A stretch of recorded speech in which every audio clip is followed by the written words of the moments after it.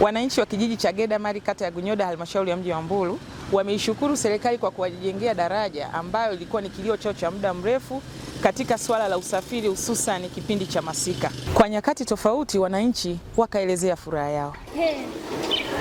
Tulikuwa hapa Gedamari tunakuwa na changamoto kidogo wakati awali tulipokuwa daraja hatuna.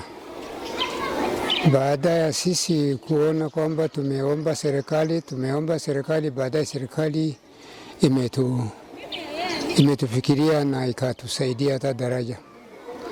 Wakati wa mwanzoni hapa ni changamoto, kuna watoto kando ya mto mvua ikinyesha, shule siku hiyo ni hamna. Mpaka mto iishe ndipo tupate wanafunzi waje.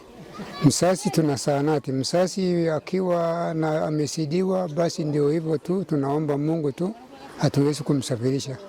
Sasa hivi tunafurahi sana, serikali ya Mama Samia ametujengea na akina mama tumewanusuru. Kwa kweli tunawashukuru sana serikali ya Mama Samia.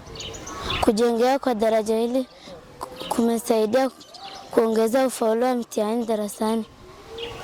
Pia imetusaidia kupata muda mwingi wa kujisomea. Hapa kijiji cha Gedamari kipindi hakina daraja, kikweli tulikuwa tunapata changamoto kubwa. Siku zingine wanafunzi walikuwa wafike shuleni kipindi ambacho mvua inanyesha, na pia wazazi walikuwa wanalalamika kwamba kuna umuhimu wa daraja hilo kujengwa kwa sababu watoto wengi walikuwa wafike shuleni. Sisi walimu tulikuwa tunakosa wanafunzi kabisa. Kwa siku unaweza kukuta nusu ya wanafunzi hawajafika shuleni kutokana na mvua nyingi kunyesha na kutokuwepo na daraja. Lakini tunamshukuru Mungu sana na tunashukuru pia serikali ya Samia Suluhu Hassan, mama yetu, kwa kutuona na kutuletea daraja hili. Sasa hivi watoto wote wanafika shuleni kwa wakati, na vile vile tunafanya mitihani ya ndani na nje. Watoto wanafika shuleni kwa wakati vizuri kabisa. Shule jirani zinafika kwa wakati, magari yanafika kwa wakati hapa, na wageni mbalimbali wanafika kupitia hilo daraja.